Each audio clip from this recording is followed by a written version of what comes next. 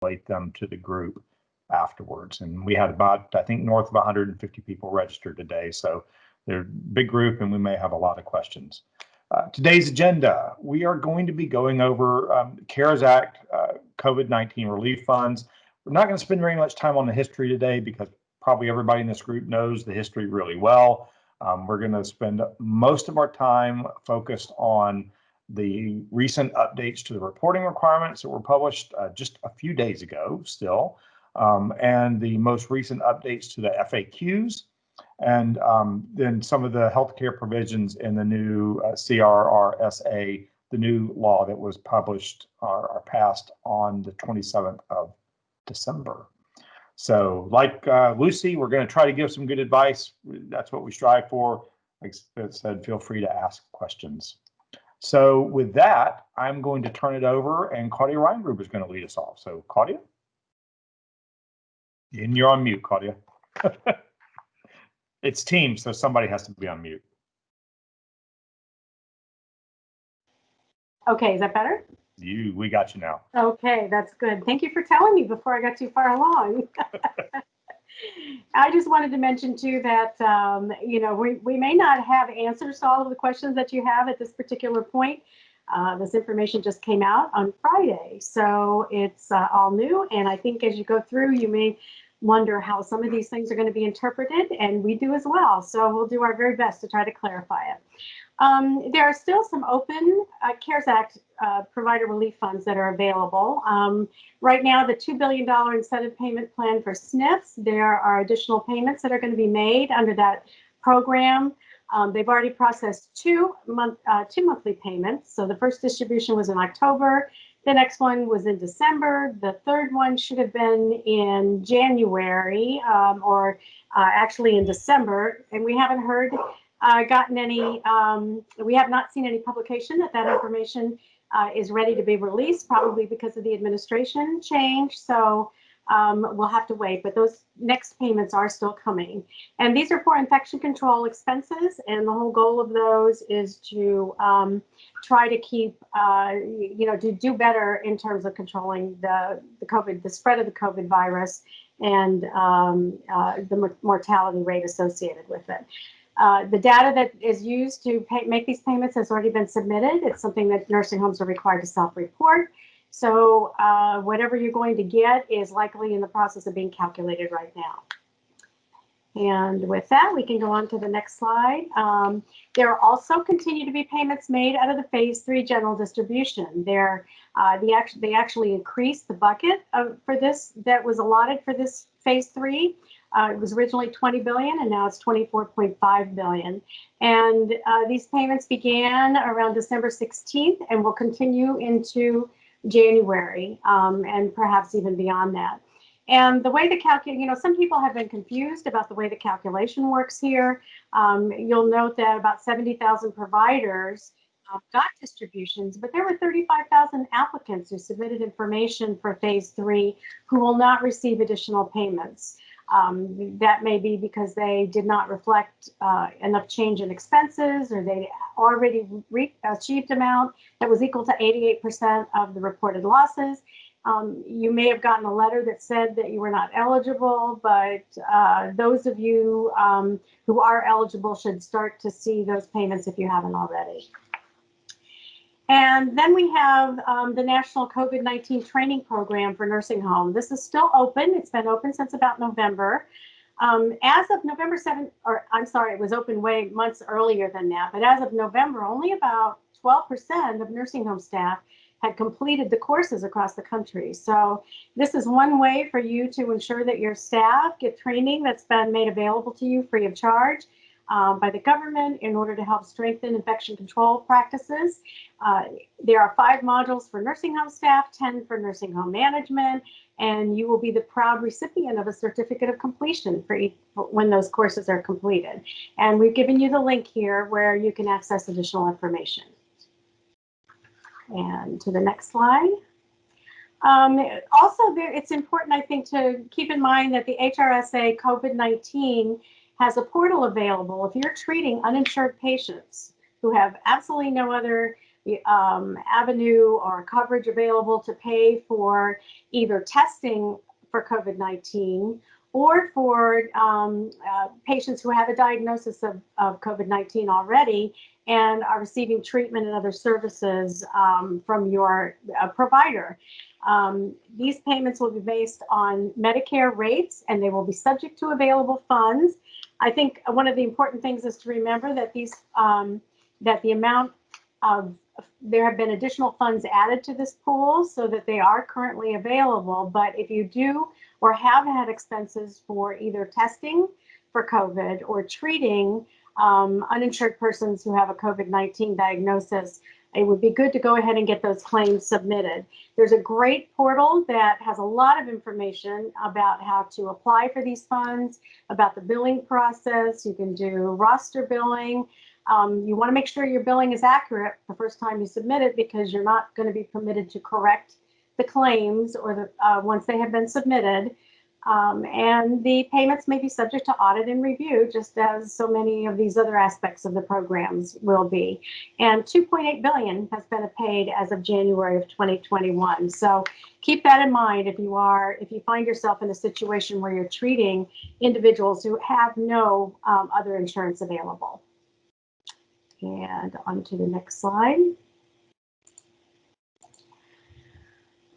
Many of you may feel somewhat confused by all of the notices that have been issued about the reporting related to the provider relief funds. And if that's the case, it's understandable. If you look back at how many times these reporting requirements have been modified or delayed, there's quite a history here. So the first time they issued any reporting requirements was back in July, then it was modified each and every month after that through November, and then we finally got the most recent notice, as we said, last Friday on January 15th, and this supersedes previous notices. So we've given you a link and you can read that. It's only about 5 or 6 pages, but there will be many frequently asked questions that will probably clarify that, particularly with respect to the recognition of lost revenue or how that lost revenue calculation is to be made. So we're going to cover the latest criteria or methodology that the government has permitted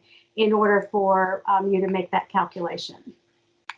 Yeah, Claudia, I'm sure everybody knows this, but if you were to go back and watch our old webinars, or if you were to go back and read all these notices, obviously, as Claudia said, the lost revenue definition has changed substantially, and we've essentially come around 360 degrees to from where we were in April to where we are today. So and that's a much better change. Yes. It's definitely heading in the right direction. So thanks, Claudia. So reporting requirements for PRF funds.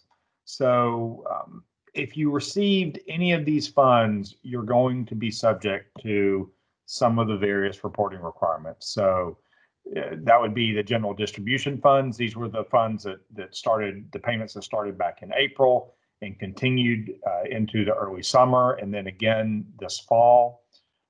So payments out of the general distributions, or if you receive payments out of the targeted distributions. These were payments to high impact hospitals, rural distributions for rural providers, skilled nursing distributions, the targeted distributions, Indian Health Services, or safety net hospitals. So, and you could have been a recipient of multiple buckets. So, for example, most skilled nursing providers got both a targeted distribution based on the number of beds and then payments out of the general distribution funds as well. And so you're going to be totaling your receipts or your revenues from all of these distributions for purposes of determining your reporting thresholds and figuring out what you need to report on.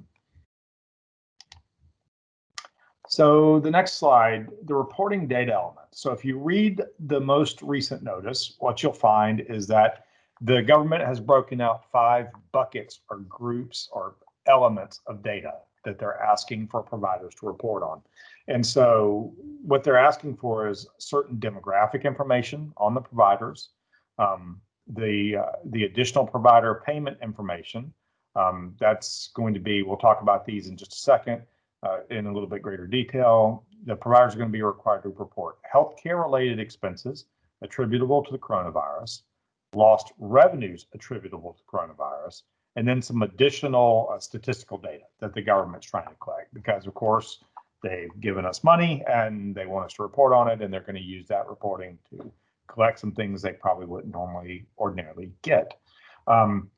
This is a common question. Providers are supposed to report data using their normal method of accounting, cash or accrual basis. Most providers are on an accrual basis. But some smaller providers or some physician practices and smaller offices might be on cash. Some providers might be on both. You might keep both a cash and accrual set of books. The reporting is supposed to be on your ordinary or normal method of financial reporting. If you generate reports on both a cash and accrual basis, there's no real guidance on whether or not you can pick the one that's most favorable or not. Generally, accrual is probably always more favored, but you're just supposed to use your normal reporting methodology. So some key reporting dates. So I think everybody on this call is probably aware that we had there was a portal that was supposed to open on January 15th. So the reporting for calendar year 2020 was supposed to open on January 15th and close on February 15th. Well, of course, on Friday, January 15th, we got the new notice. And in that notice in that news release was a notice that the reporting has been delayed indefinitely for 2020. And the portal is open only for registration purposes at the moment. So we don't know when the actual reporting window is going to open just yet. HHS has promised to notify us soon. Right now, they're still reporting for the first and second quarters of 2021, and we're going to talk about this in just a few minutes. That is supposed to be completed by July 31st. Now, that's presuming, of course, that we have actually had our reporting period for 2020 has opened and closed before July 31st. So the reporting's been delayed indefinitely. HHS is trying to process the amendments in the new law. I think they also are recognizing, you literally have hundreds of thousands of providers across the U.S. that are all supposed to access this portal and upload this information. So it is a monumental task in order to build a website that will handle the reporting of all this information. And I think they also probably recognize that there are some real practical issues here, because lots of you out there have probably not closed your books yet for 2020. You're probably in the process of working with that. You may be in the process of working with your auditors. You may be still trying to run your lost revenue calculations. And so these deadlines were originally aggressive. We've kind of been anticipating or waiting on, an expected delay, and it actually occurred. HHS has promised us some webinars and additional FAQs prior to opening the portal for reporting to provide, in their words, greater clarity. We'll see. Element one, so the demographic information that they're asking for. So the first thing that they're asking for is the type of reporting entity. There's a chart in the notice itself, and it's somewhat confusing, but they're basically, it looks like they're asking providers to report whether they fit in one of four buckets. And so those buckets are going to be single entities with no parents or subsidiaries that received a phase one distribution only, a single entity with no parents or subsidiaries that received general distributions from phases 1 through 3. So could be one or more of those phase 1 through 3 distributions, an entity with parent or subsidiaries that had received general distributions from 1 through 3, or a targeted distribution recipient. The important thing here is they are wanting to identify the targeted distribution recipients. There is some additional reporting requirements for targeted distribution recipients that we'll touch on in just a second. Other demographic information are the things you might normally expect: your tax identification number, your national provider identifier, fiscal year end date, federal tax classification, whether you're a C Corp, an S Corp, tax exempt organization, etc. Claudia, anything you want to add there? No. All right. Element 2, additional payment info. So it's interesting because this is one item that has its own data element, but if you deposited your PRF funds into an interest-bearing account whether that was your normal operating account or whether you stuck them into a separate account. The government is asking you to report the interest earned on the funds while you held them. And that interest is going to become part of your reportable PRF funds. So if you put $1 million in the bank and earned 1% on it, you're going to have to report, you're going to have to include that 1% in the total use of funds that you report, or the government is going to want it back. So the next slide is going to be Claudia. And Claudia, you're going to take us into element 3 and the reporting of COVID-related expenses. All right, and COVID-related expenses. The providers have to report what the government has defined almost from the very beginning, that you have to report healthcare expenses attributable to the coronavirus, not reimbursed by other sources. So these can include costs that are direct costs and overhead activities, any costs that, and basically these are all of your costs from a practical perspective. These are costs that are incurred in preventing, preparing for, or responding to coronavirus. So these are the costs that you needed to incur in order to maintain your operating capacity and your ability to deliver services during all of this challenging time. So there are some flexibilities that they have identified in the accounting for some of these expenses, and they're offered in the FAQs. And I think these are probably some areas of the frequently asked questions that you'll want to review. Some specific items that might be important in your particular facility are expenses for capital equipment and inventory. Under certain circumstances, they may be able to be fully expensed, but only where the purchase was directly related to preventing, preparing for, and responding to coronavirus. So situations where that might occur would be if you purchased ventilators, or whether you put them into immediate use or you held them in inventory, personal protective equipment, biohazard suits, disinfectant supplies, anything that falls into that category. Also, you may have incurred capital facility expenditures. And if those purchases were directly related to the coronavirus, then those may also be, you may be able to expense them. And just want to really caution everyone that there are very specific requirements for this. For example, if you upgraded your HVAC system because you were putting in negative pressure units, then that is something that was identified in the FAQs as something you could expense. If you retrofitted a COVID-19 unit in order to keep your COVID patients segregated in a separate unit, and you did significant renovations or upgrades in order to accomplish that, then that would also be a permitted expenditure that you may be able to expense.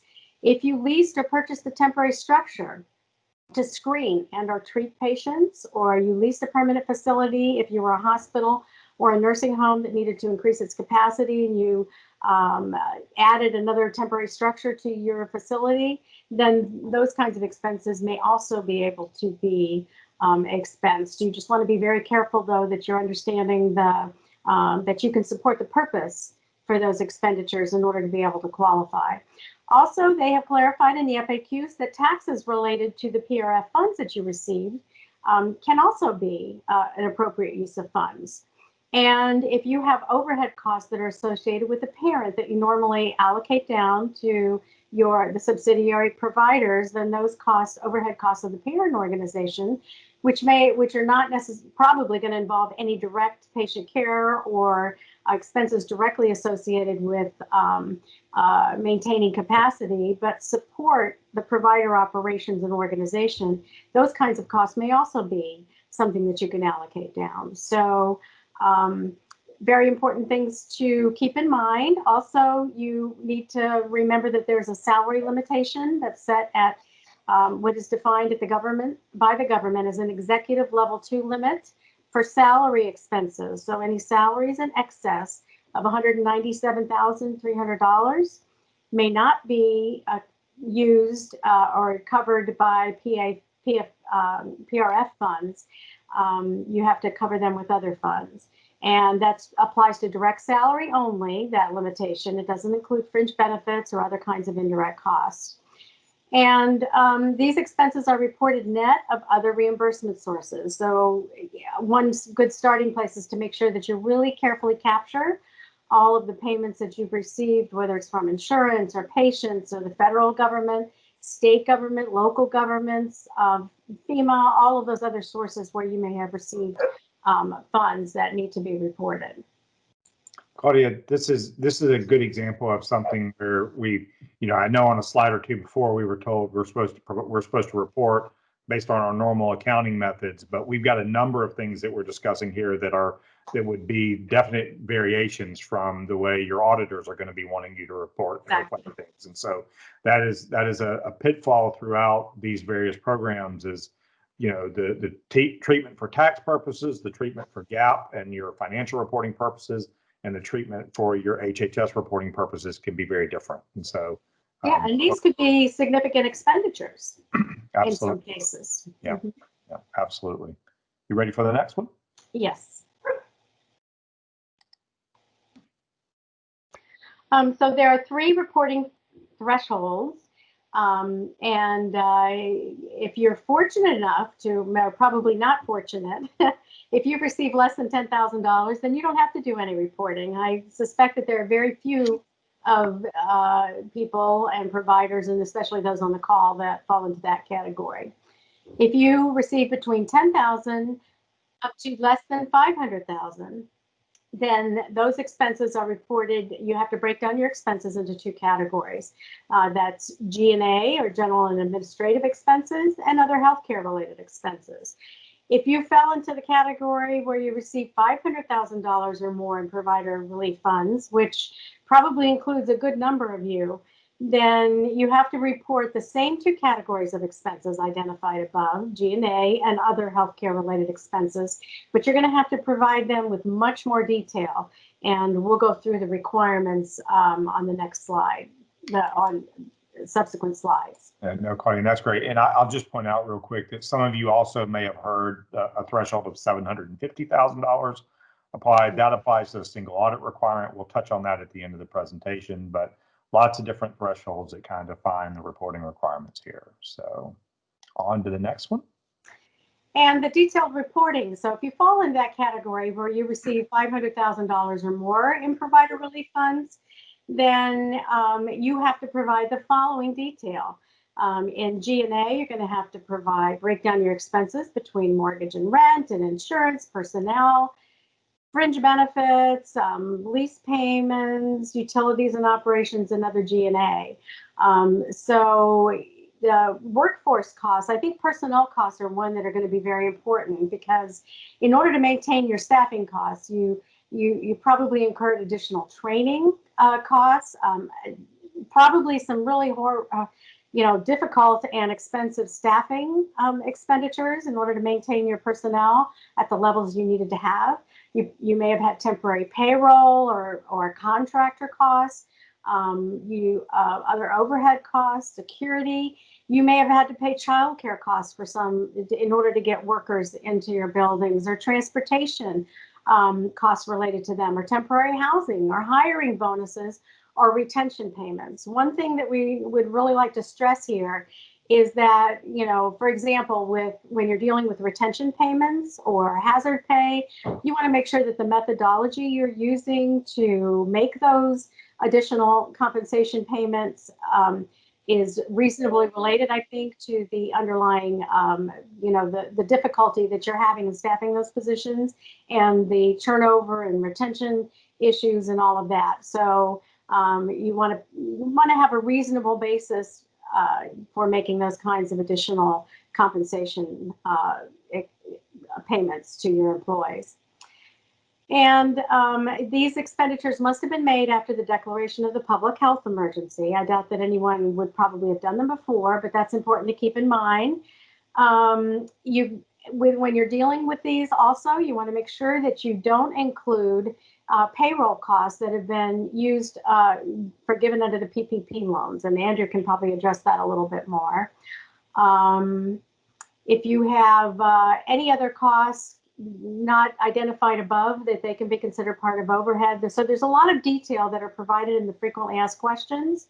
So you want to take a look at what general and administrative includes. And then there are other healthcare related expenses, supplies, equipment, IT, facilities, etc.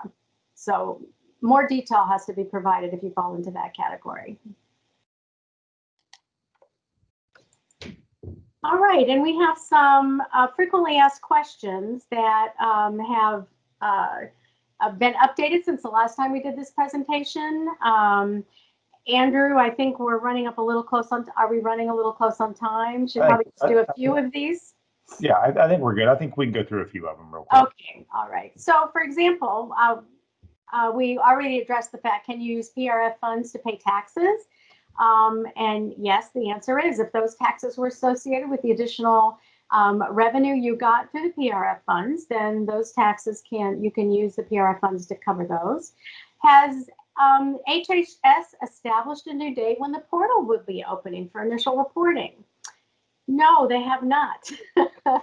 I can tell you what they said. They said in the near future, HRSA will announce the window for submitting the first report on a recipient's use of funds. But that's all we know. And near future has been used. That's a phrase that's been used many times since the public health emergency has been declared, and it's meant generally it takes much longer than what we would consider usually to be in the near future. Can provider relief funds be applied against the total expense for capital equipment or inventory? And the answer to that is maybe. We just covered that, but that's an area that you really want to take a look at your expenditures in your facility. You may have gotten, we went through a variety of these different types of supplies, and they may fall into a category that you might normally, or equipment that you might normally capitalize under reporting rules, but you want to be sure you're looking at those items to make sure you expense what you can. And can, in the same vein, can the provider relief funds be applied against the total cost of capital facilities, such as the things we just went over on the previous slide? Yes, they can in some cases. Retrofitting COVID units and modifying your HVAC system, etc. So keep that in mind as well. And we talked about the salary limitation, and we talked about overhead costs attributable or allocated from a parent. So all new FAQs that have clarified how these, what expenses you can include. And I think we can go on to the next one. Okay. I don't know if you're going to get to, but one of the questions on here is we have had a number of clients ask about whether PRFs can be used to repay accelerated or advanced payments.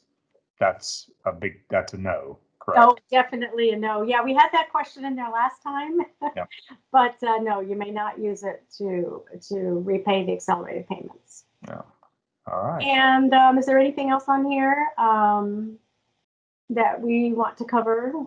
I think we've covered most of it pretty well. How about, we talked about parent overhead, I think. We've talked about the limits on compensation, capitalization. So is there a set period that providers must use PRF? That's a yes as well. Right now, you got through June 30th of 2021. The first reporting period is for calendar year 2020, and then you've got the first 2 quarters of 2021 to use the funds. All right.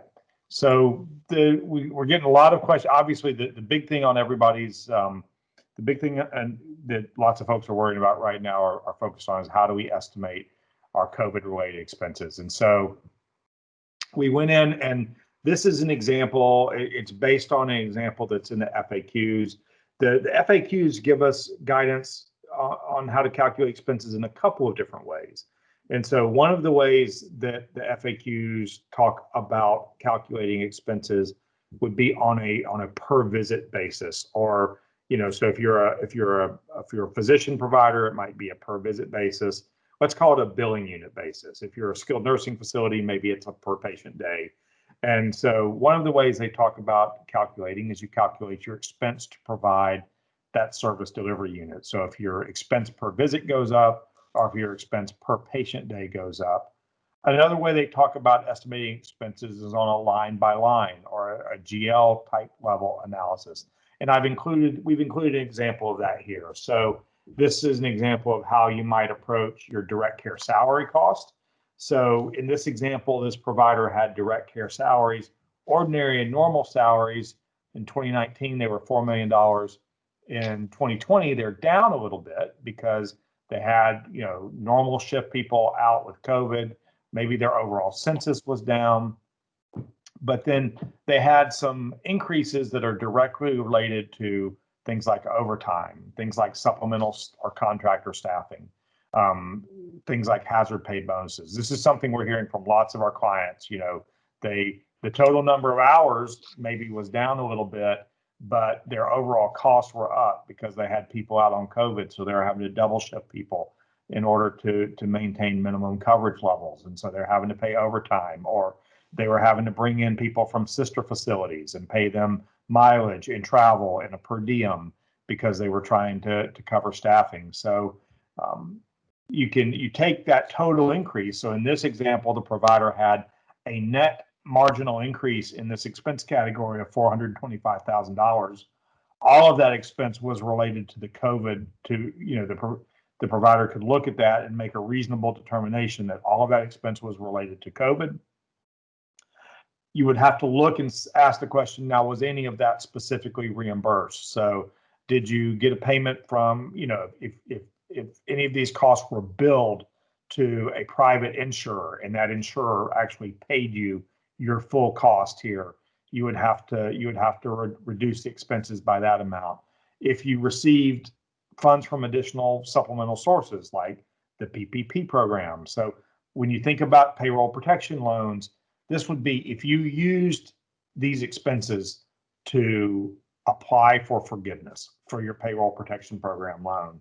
If they were included in the payroll costs that you submitted to your lender to achieve forgiveness, then you're going to have to back those additional costs out. And so you take your total incremental increase, you would back out any reimbursement from other sources. In this example, the provider had $175,000 of that incremental payroll was reimbursed through their PPP loan.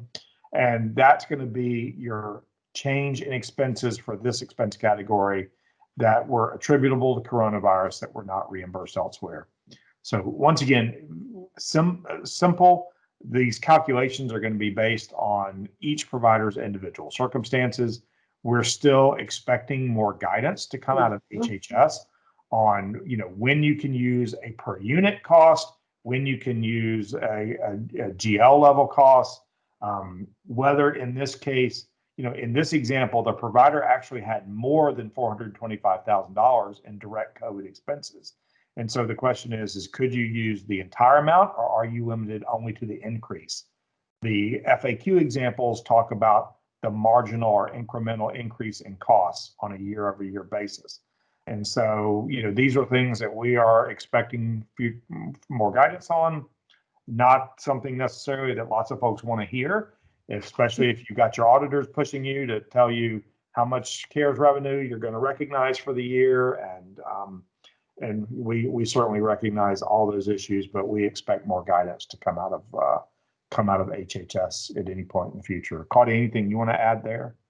Just that, it is important to, try this, for accounting people, I think especially, this may be just maddening that you can't get your arms around what kind of number or what kind of estimated overpayment or how much money you might have to get back. I mean, but the bottom line is that the government, if you look at the history of how these rules have come out in the last year and the number of times they've changed and the clarifications they've issued and the questions that we've asked already that are not quite clear, and some that are coming up that are not going to be quite clear, it's just not going to be something you can tie down to an exact number right away. You're going to just have to do the best job you can in terms of estimating. We do expect more changes to come, right, Andrew? Absolutely. Yeah, we expect more changes. And I think the other thing you have to keep in mind is, the FAQs use language like, when you're determining how much of those expenses were reimbursed from other sources, the FAQs are using language like the provider has to make a reasonable assumption as to, and they don't give us a definition as to what is reasonable. And so ultimately, we're right now, if we're trying to sort this out, we're bearing some of the burden to make sure that, our assumptions are reasonable and that we're, being both sufficiently aggressive to make sure that we are actually capturing our real expense, but also not exposing ourselves to any additional audit risk.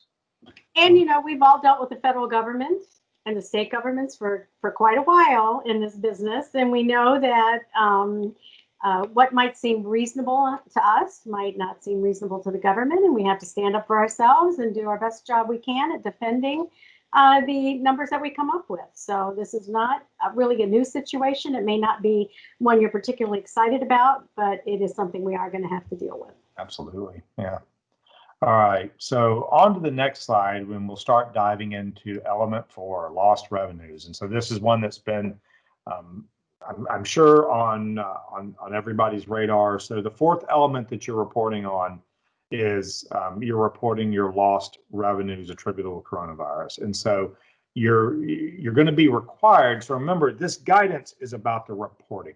And so at a fundamental level, you're giving the government information so that they can perform and verify these calculations on their own. And so you're going to be required to provide them with documentation that will be used to support the lost revenue calculation. So you're going to be reporting revenue from patient care by calendar quarter. All providers have to report for at least 2020. And then depending on what basis you're using to establish your lost revenue calculation, you may be providing information for 2019 or budget or other. We'll talk about that in just a second. The providers are going to report charges for healthcare services and supports as provided in a medical setting, at home, or in the community. So this is the definition straight out of the reporting requirements. Revenues have to be reported net as net charges, meaning net of bad debts and any contractual allowances. If you had read one of the prior reporting requirements, you may have noticed that in previous iterations, these reporting requirements were expressed as reporting both revenue and expenses, meaning total expenses, not just your COVID-related expenses, but total expenses. That requirement to report total expenses has been removed. So essentially, in previous versions, providers were being told you're basically having to report your entire income statement. That total expense requirement has been removed. So reporting format. So as Snoopy's getting his reports together here, you've got like I said, you got to enter your data by calendar quarter. At a minimum, you're required to report for calendar year 2020, and you're required to report not only by calendar quarter, but you're also required to report revenue by payer mix. So you're going to have to break that revenue out by quarter into Medicare Parts A and B, Medicare Part C, Medicaid, commercial insurance, self-pay, and other. And a lot of folks have asked, well, can I pick and choose a recorder, or if I have an off, maybe you have an off-cycle fiscal year, a fiscal year that ends in, October or November or something like that. There are those random situations. Can you report in your fiscal year quarter? No, you're reporting on calendar year quarters. It's very specific about that. Andrew, does this vary according to which threshold you met? So no, great question. All providers are required to report revenue. You're only required to report your expense at a detail if you're over certain thresholds, if you're over that $500,000 threshold. But all providers are going to be required to break out revenue by quarter and by payer mix. So no, great question, Claudia. So calculating lost revenues. So this is the one that you all probably feel a little bit like Charlie Brown here, because HHS has pulled the football out under our feet a couple times now. Claudia and I actually had the benefit of giving a webinar the same day that they made a major change to these rules, and had to go back and revise that guidance. So calculating lost revenue. So providers are now allowed to calculate lost revenue using one of three methodologies. And just real quick, it's not going to be a history lesson, but you may recall that, back in April, when providers were required HHS first asked everybody to report their lost revenues from March and April. You were told just, use a reasonable methodology. Then we got guidance in September that said, hey, we know we said lost revenue, but we really meant lost net income. And so that was a complete 180-degree reversal. The industry really spoke up, and I will say the providers did a great job of speaking out and saying, wait a minute, that is not what you said. And HHS subsequently in September reversed it and then tweaked that reversal a little bit in October. But those reversals, even then, that guidance was providers were going to be limited to a straight up year-over-year comparison. So providers were stuck with a 2019 to 2020 year-over-year comparison. Well, now with the January 15th guidance, HHS has expanded that, and providers can now use one of three different methodologies. So they can use the difference between 2019 and 2020 actual patient care revenues, the difference between 2020 budgeted and 2020 actual patient care revenues, or a calculation based on any reasonable method of estimating revenue. So let's talk about these, because everybody's probably raising their hand saying, I got some questions about that. Let's talk about what those might mean. So if you're choosing option one is a calculation based on the difference between 2019 and 2020 actual patient care revenue. This is the simplest approach, right? You're going to be required to provide revenue information by quarter and broken out by payer mix for calendar year 2019 and 2020. This may work for you if you're in a relatively stable environment.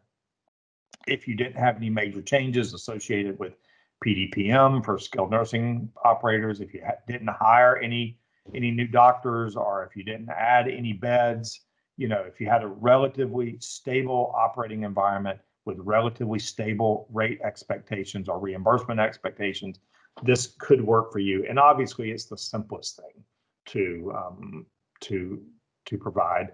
But we have lots of providers who have reached out and said, wait, I am really going to get hurt by this because maybe they added a new service line, or they added doctors, or they're a hospice and they added a new inpatient unit that was supposed to come online in 2020, or any number of circumstances. And so to address that, HHS has expanded it. And the next option that we're allowed to use is now we can compare 2020 actuals to 2020 budgets. But there's some caveats. It's not perfectly simple. So the biggest caveat is that that budget had to have been approved and in place prior to March 27th of 2020. March 27th was when some of the original legislation was passed dealing with the CARES Act. So that's the significance of that date. Providers are going to have to provide their budgeted revenue by calendar quarter and by payer mix for both for 2020. So you'd be giving them the 2020 budget and the 2020 broken out by payer mix. And you're going to have the other big kicker here is that the CEO, CFO, or some other individual who is responsible for financial reporting is going to have to attest that the budget was approved and in place prior to March 27th, 2020. So you're either going to have somebody in your organization sign an affidavit saying that they promised that the budget was in place, or you're going to have to provide them with probably an affidavit and copies of board minutes or whatever your organization's individual approval process is. So something to consider here. You do now have the option to use budgets, but there are some limitations there. And we've already started to get questions, Claudia, I think, about providers who say, well, I have a mid-year fiscal year end and my budget is not approved until May or June for fiscal year beginning July 1st. And right now we don't have any guidance or exceptions for that, do we? No. Yeah. So you've got a lot of reminders showing up there, Andrew. Yeah. So lots of things to keep in. Oh, I apologize for that. Lots of things to. I was trying to be subtle. No, thank you for letting me know. So second option is budget 2. Then you have element 4, which is alternate methodologies. So option 3 is a calculation based on any reasonable method of estimating revenue. And so this gives providers now a lot more flexibility. In order to use the alternate methodology, you have to provide a description of the methodology employed. You have to provide a calculation of lost revenues based on that methodology. You have to provide an explanation as to why the methodology is reasonable. And you have to provide a description establishing how the lost revenues calculated under the methodology are in fact attributable to the coronavirus as opposed to losses from other sources. So there's a lot to pull out there, but it does provide providers an opportunity or a pathway if you are one of those providers who added a new service line, who added beds, who were experiencing, say, revenue gains from PDPM or PDGM. If you had a change in payer mix or increase in capacity, now you've got the ability to put together something. And of course, if you'd had a budget, you might have had those in the budget already. If you didn't have a budget, this gives you an opportunity to present, say, a reasonable, a post March 27th essentially budget that takes into account those items. But you're going to have to do a lot more work to make to make the argument. The HHS has put everyone on notice that if you use an alternate methodology, you're going to face increased scrutiny. You're going to have increased audit risk. And if for any reason the HHS decides to reject your methodology, they are going to require you to resubmit within 30 days using a calculation based on either option 1 or option 2. So things to keep in mind there. You do have some flexibility now with the new guidance, but with that flexibility comes probably some additional risk and certainly some additional reporting requirements and additional work on your end to support the lost revenue calculation.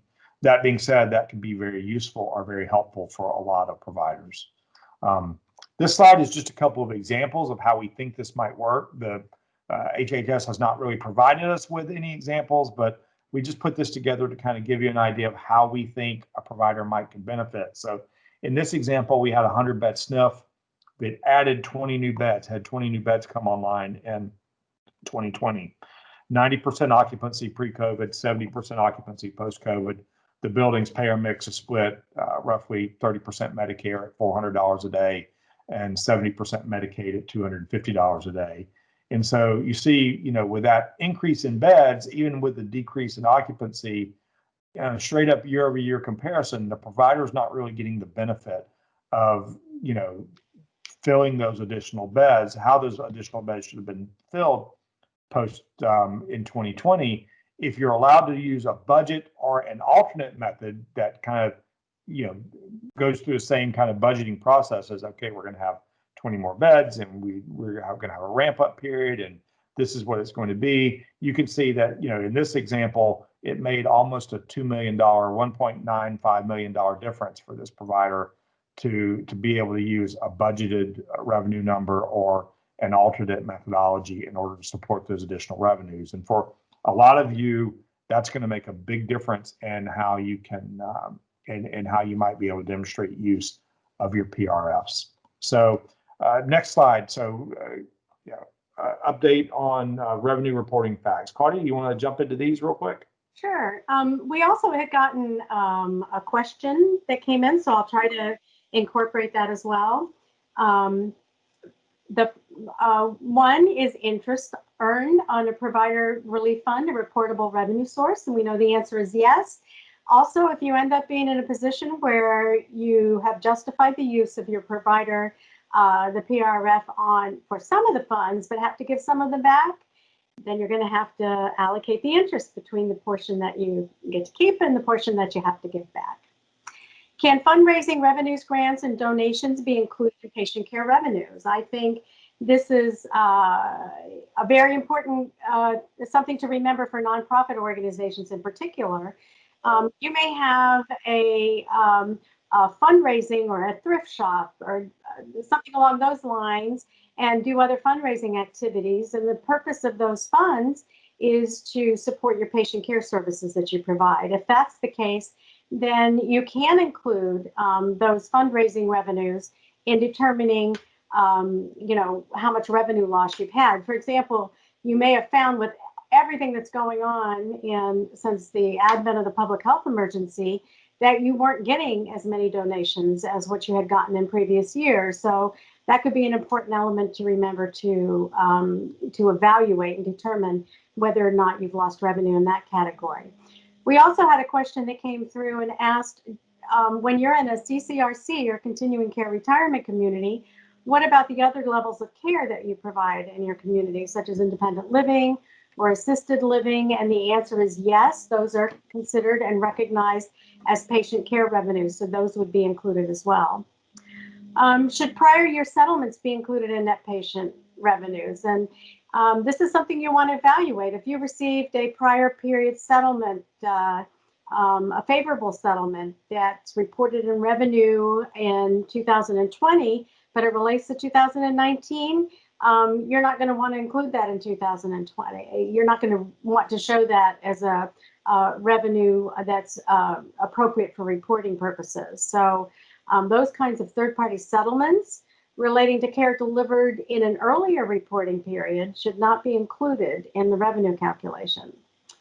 If PRF funds are fully used to cover expenses, do we still have to report revenues? And the answer to that is, unfortunately, yes, you do. So you're going to have to continue to report that under that circumstances.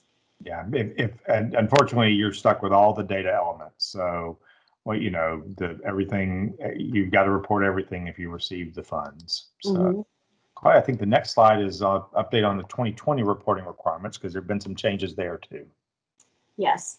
So if you have unused funds at the end of 2020, you'll have 6 months that you'll be able to use them, the first and second quarters of 2021, and use any remaining funds. And the funds, as we said previously, have to be used by June 30th of 2021. And your second and final report will be due, based on what's published at this point, will be due on July 31st, 2021. However, there are a number of questions that you're probably thinking of in your mind. Number one, how solid is that date? Are we going to be through with the public health emergency by June 30th of 2021? And will that affect the government's decision as to whether or not additional funds will be authorized, whether we'll have additional time to use those funds? We have these new COVID variants that are out there that may impact how things proceed into 2021. So those kinds of things are up in the air. And we also know the government doesn't always meet their deadlines. So that's something else to keep in mind. Another thing is that your 2021 lost revenue calculations are going to be limited. So when Andrew went through the options that you have for computing lost revenue for 2020, you don't have all those 3 options available to you when it comes to 2021. So you have 2 options basically. You will be able to compute the difference between actual patient care revenue for quarter 1 and quarter 2 of 2019 and compare that to quarter 1 and 2 of 2021. Or you will look at the difference between budgeted patient care revenue for quarter 1 and quarter 2 of 2020 compared to actual revenue for quarter 1 and 2 of 2021. But this alternative reasonable estimate methodology will not be available to you when it comes to 2021, and based on how this is currently, the instructions are currently written. Another thing I think would be important to mention is that what if you have unused funds that you need to return? How are you going to refund those? They have not yet published details on how those unused amounts will be refunded. So we'll just have to wait and see if they do publish. So I'm sure they will. When it comes to getting back unused funds, I'm sure they'll publish some guidelines. But as of right now, we don't know how that refund process will work. Yeah, excellent. I mean, it does seem like the changes that are being made, Claudia, doesn't it? It does seem like the government's goal is to have everybody use all of their funds, but there's still definitely a risk that you may have some unused funds. So, Claudia, it looks like I've got about 4 more minutes left. You want to run through these additional data elements that are required? Okay, we'll go through these pretty quickly because I think they're relatively straightforward. You have additional non-financial data to be reported, for example, facility staffing and patient care, personnel metrics, and facility metrics. And there's some pretty good detail that's published in the reporting guidelines at 5 or 6 pages that we talked about previously. So that's available to you. We can go on to the next one. Yep. Do you want to add anything about personnel there, No, Andrew? I don't think so. Okay. Changes in ownership. So this is an area that's changed a bit. If you have a change in ownership that has occurred, whether you either acquired or divested subsidiaries, you have to indicate that change of ownership. You have to provide information to HHS regarding the date of the acquisition or the divestiture, the tax ID numbers that are included in that or affected by that, how the ownership percentages changed, if you continue to hold a controlling interest in the entity. So you've got to be able to report all of this information to HRSA. There have been frequently asked questions, and we've talked about this before, that previous owners are not permitted to transfer funds to a new owner. That continues to be the case, but you do have to report these kinds of changes of ownership to the government. And providers will be required to report assistance they may have received from other sources. This is nothing new. If you've got payroll PPP loans, or you got SBA loans from, you got FEMA money, if you got testing related reimbursements, there were, many local governments, local and state governments may have provided assistance to businesses in within their geographic area. You just want to make sure that you have a very complete list of all of the funds that you have received to make sure that you don't omit anything in your reporting process. Claudia, I'll point out here, I think it's good, when we're talking about SBA and Treasury and CARES, PPP loans, we're talking about the parts of those loans that were deemed to be grants or would be forgiven in the case of PPP. So if it's actual, if you had a $1 million PPP loan of which you, for some reason, only got $800,000 forgiven, that's the piece that you have to recognize as revenue. The $200,000 that remains a loan that gets amortized and paid out would not be revenue. So just something to keep in mind there. That's a good point. Yeah. All right. Some other data elements you have. You have the amount of any transfer of targeted distribution to another subsidiary of a common parent. So if you're a skilled nursing facility, for example, and some of those targeted distributions that are permitted to be transferred, if they have, you may have additional reporting or an increased likelihood of an audit with respect to those transferred funds. Do you want to add anything there, Andrew? Did I explain? No, that's just something to keep in mind. So if you did transfer funds to sister organizations and you transferred an amount that could be considered part of that targeted distributions, you're going to have to report those. And you're also going to have to report your single audit status, right, whether or not you've been determined to have a single audit requirement, and if so, what PRF funds are falling within that scope. There's a couple more slides here on single audit. We have a separate webinar on those. I'll just touch on those really quickly. The main thing to remember there is the threshold is $750,000 in funds actually spent or used in the calendar year. So if you've got more than $750,000 in PRF funds that are being demonstrated for use in the calendar year, you may be subject to a single audit requirement. And then we have a slide here on the additional healthcare provisions of the Coronavirus Response and Relief Supplemental Appropriations Act that was passed on the 27th. And they include an extension of the Medicare 2% sequestered moratorium, some additional money for COVID-19 research, and new HHS funds for vaccines. And with that, we are at 4:01, so we are right over time.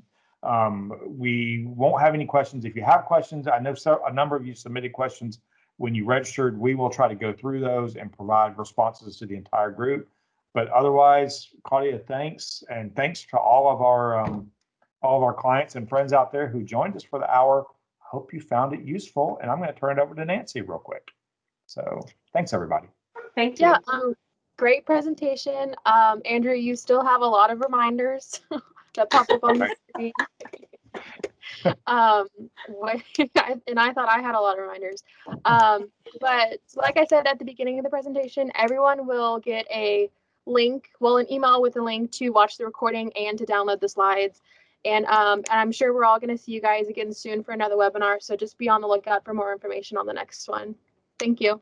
Excellent. Thanks, everybody.